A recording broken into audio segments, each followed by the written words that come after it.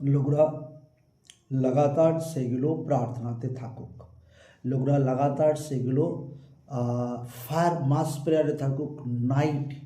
কেন? কারণ প্রেয়ার যে আছে, নাইট প্রেয়ার বহুত ইম্পর্টেন্ট।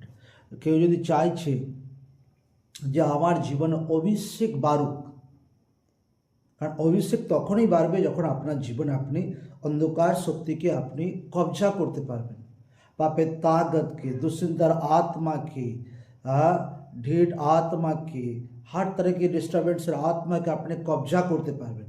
আর যখন কোনো ব্যক্তি নাইটে প্রার্থনাতে বাড়ে, ফায়ার প্রার্থনা করে, মাস হোলি গোস্ট ফায়ার অন্ধকার শক্তির উপরে ওয়ার্শিপ করে, বাক্যকে পড়ে, কারণ নাইট প্রার্থনা এমন একটা টাইম যেখানে কোনো ডিস্টার্ব হয় না, পুরা মন আত্মা ঈশ্বরের সঙ্গে পুরো ওই টাইমে बहुत কানেক্টেড হওয়ার টাইম একদম।